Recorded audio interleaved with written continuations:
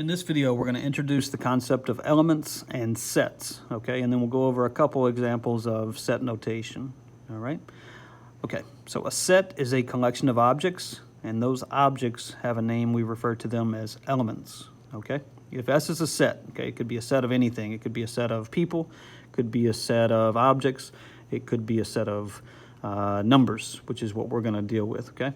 The notation A is an element, okay, this symbol means element of set S, okay? It means that A is an element of S.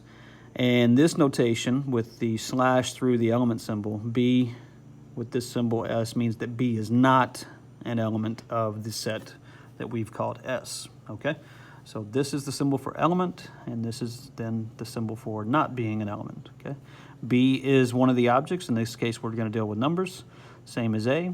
S is the name of the set that we're dealing with, okay? So the name of our set here is going to be Z, not S, but Z. And we're going to say that set Z represents the set of all integers, okay? So you need to think back to the last section when we defined what integers are, okay?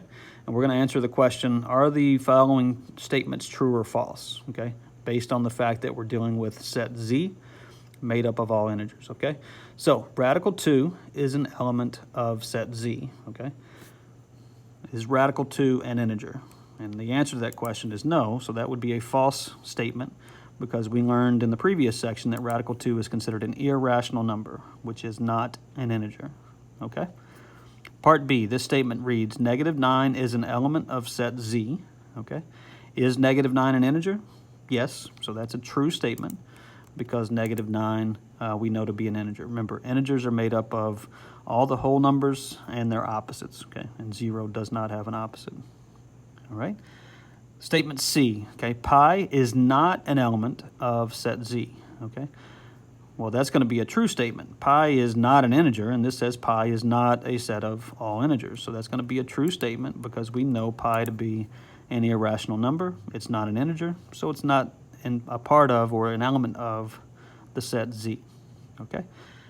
D, 111 is not an element of Z. Well, that's a false statement because 111 is an integer, okay? All right, so that's how we deal with the notation. You need to make sure you understand the notation, and you need to understand what makes up the sets that we may be talking about, okay? So let's go a little further here. Set notation, all right? So sets can be described in one of two ways. One is to list all of the elements of a set. Now, we're only going to do that if the set is pretty small, okay? And you can see that as an example here. Set A here is small. It only consists of the integers 1, 2, 3, 4, 5, and 6. Notice they're separated by a comma, okay? Because there are a lot of numbers between 1 and 2, okay? So if we just say 1 to 6, that includes 1.5, that includes 3.14, and so on, okay?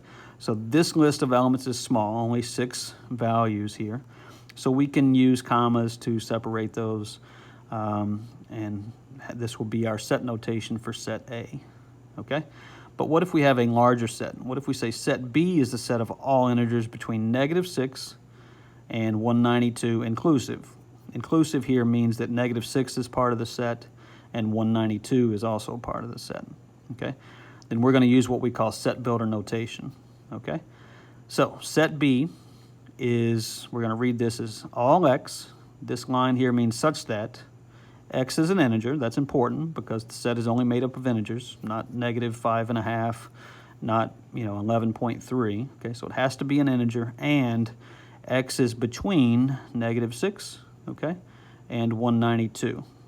All right. The inclusive part is why the or equal to is added on to the inequality symbol here.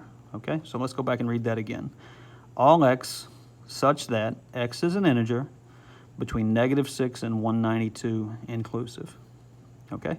So that's how you build set notation. We're going to go over a few examples in class to help you out there. And some of the stuff we do with the unions and intersections in the next video, and when we're talking about intervals, will help support this idea of set notation.